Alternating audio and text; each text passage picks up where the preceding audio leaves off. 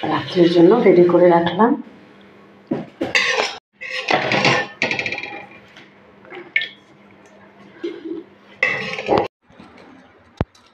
তো বন্ধুরা, চিকেনটাকে ভালোভাবে আমি ধুয়ে নিয়ে তার মধ্যে ভিনেগার আর লবণ দিয়ে কিছুক্ষণ মাখিয়ে রেখে দিলাম। প্রচুর বাজে জল বেরিয়ে গেছে। তো চিকেনটা ভালোভাবে ধুয়ে নিয়ে আমি এর মধ্যে লবণ আর ভিনেগার দিয়ে ভিজিয়ে রেখে দিলাম। প্রচুর নোংরা জল বেরিয়েছে বন্ধুরা, এই যে দেখা যাচ্ছে জলটা।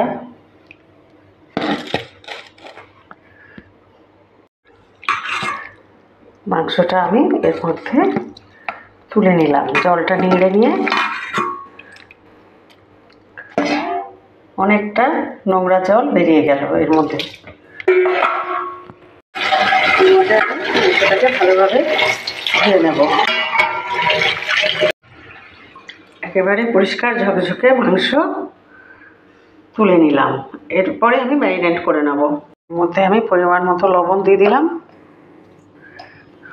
হলুদ, চিলি ফ্লেক্স, কয়েকটা শুকনো লঙ্কার টুকরো, 1 চামচ। এর মধ্যে কাশ্মীরি লঙ্কার গুঁড়োও দিয়ে দিলাম। দিয়ে দিলাম জিরে, গোলমরিচ আর ধনে গুঁড়ো। দিয়ে দিলাম দই, তার সাথে আদা রসুন বাটা।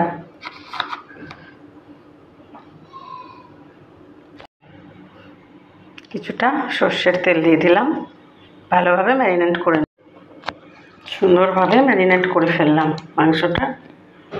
এরপরে আধা ঘন্টা রেস্টে রেখে দেব। কড়াইয়ে অল্প সর্ষের তেল দিয়ে তার মধ্যে কয়েক টুকরো গোটা গরম মশলা দিয়ে দিলাম। এর মধ্যে আমি মাখানো মাংসটা দিয়ে দিলাম। ভালোভাবে নাড়াচাড়া করে নিয়ে দিয়ে দিলাম কয়েকখানা টমেটো। এর মধ্যে একটু ডুমো ডুমো করে পেঁয়াজ কেটে পেঁয়াজটা এর মধ্যে দিয়ে দিলাম। একবারে নতুন প্রসেসে আমি রান্না করছি ব্রয়লার চিকেন, তাই শেয়ার করলাম আপনাদের সাথে। যদি আপনাদের পছন্দ হয় আপনারা লাইক, কমেন্ট, শেয়ার করবেন বন্ধুরা। এই মাংসটা অসাধারণ সুন্দর হয় খেতে বন্ধুরা, আপনারাও একবার ট্রাই করবেন অবশ্যই। দারুণ স্বাদের এই চিকেন। মাংসটা প্রায় কষানো হয়ে গেছে, একটু ধিমে আঁচে রেখে দেবো কিছুক্ষণ। চিকেন রেডি হয়ে গেছে। গরম মশলা দিয়ে দিলাম, শাহি গরম মশলা।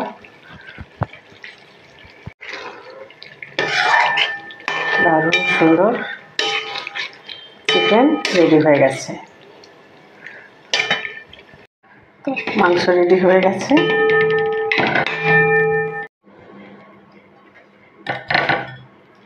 পরিবেশন করে ফেললাম।